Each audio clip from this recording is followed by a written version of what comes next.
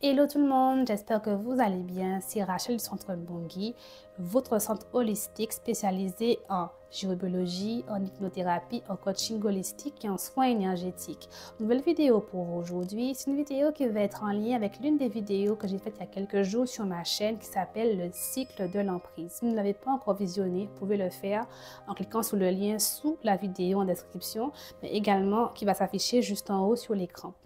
Donc, avant d'aller dans le vif du sujet, je vais vous parler un peu de mon parcours. Donc, ceux qui ne le savaient pas, je suis venue à la base de la Martinique à Montréal pour étudier la criminologie, une discipline qui est particulièrement fascinante à mon sens et qui est vraiment axée sur le délinquant, sa façon de fonctionner, pourquoi il va passer à l'action et tout ce qui peut être comme facteur entourant cette prise de décision-là.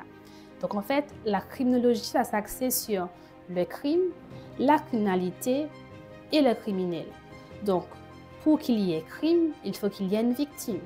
Pour qu'il y ait abus également, il faut qu'il y ait une victime. Donc, dans cette vidéo, nous allons parler justement des facteurs de vulnérabilité qui font que des personnes comme vous et moi pouvons tomber dans une dynamique de manipulation, d'emprise. Je vais vous donner 3 principaux facteurs. Restez connectés. Donc, lorsqu'on parle de facteurs de vulnérabilité, on va tout de suite penser au bagage traumatique. Ce sont des personnes qui ont eu durant l'enfance ou à l'âge adulte des moments particulièrement éprouvants sur le plan émotionnel.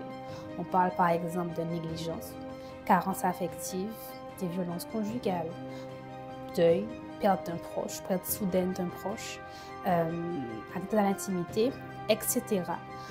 Toutes ces choses-là ont en commun de souvent en fait mettre l'individu dans un état de carence affective, de recherche d'affection, mais également de perte d'estime de lui-même, d'elle-même.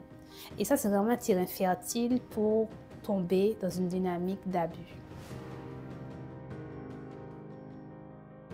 Un second facteur serait l'isolement. Donc là, on parle de personnes qui n'ont pas nécessairement à disposition un entourage sain, bienveillant et sécuritaire sur lequel se reposer. Donc on parle par exemple des personnes âgées, des personnes séparées, divorcées, veufs ou veuves, des parents dont les enfants ne sont plus à la maison, des familles monoparentales, mais également des jeunes adultes qui ne sont pas proches de leur famille sur le plan géographique, mais également sur le plan affectif. Donc ça, ce sont des personnes qui vont souvent être en perte de repères, en recherche de cercles d'amis, de cercles de pairs et qui vont être vulnérables. C'est pour ça justement que les personnes âgées sont l'une des cibles privilégiées de tout ce qui est fraude et escroquerie parce que souvent, elles n'ont pas cet endroit, ce cercle-là sur lequel se reposer pour se questionner, échanger des idées et comparer les points de vue justement. On peut également parler de quête identitaire et spirituelle, comme c'est beaucoup le cas au niveau des Antilles, Guadeloupe et Martinique notamment. Ce sont des personnes qui ont souvent des questionnements, qui se cherchent, qui veulent se retrouver, se reconnecter à quelque chose de beaucoup plus grand, avoir des réponses sur leur histoire, sur elles-mêmes. Et qui vont chercher aussi à combler le vide qu'elles ressentent en elles. Elles vont se rapprocher de personnes qui sont comme elles, qui pensent comme elles, qui peuvent leur faire sentir qu'elles ne sont pas seules. Et ça, c'est encore une fois un terrain fertile pour installer une dynamique de manipulation et d'abus.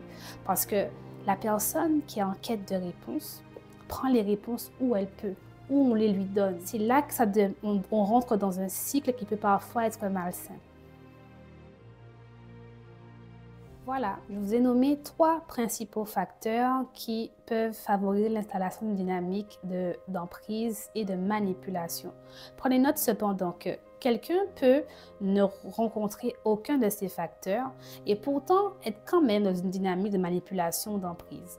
L'avantage, c'est que ces personnes-là qui n'ont pas forcément de prédisposition vont pouvoir plus facilement s'en sortir que d'autres. De la même manière, certains ont tous ces facteurs combinés. Donc, c'est beaucoup plus complexe, beaucoup plus difficile et beaucoup plus éprouvant au niveau émotionnel pour pouvoir sortir de cette dynamique-là, pouvoir demander de l'aide et pouvoir reconnaître surtout qu'il y a une dynamique d'abus, qu'il y a une dynamique d'emprise et qu'il y a de la manipulation. Il y a également ce qu'on appelle l'abus de transfert. Ce sont des personnes qui sont en position d'autorité, que ce soit des enseignants, des personnes qui vous inspirent, que vous admirez, des personnes qui ont une domination sur vous, qui vont en fait utiliser leur position pour vous asservir, pour vous contrôler, pour vous manipuler. Donc, c'est le cas dans le domaine professionnel, dans le domaine privé, dans le domaine spirituel également.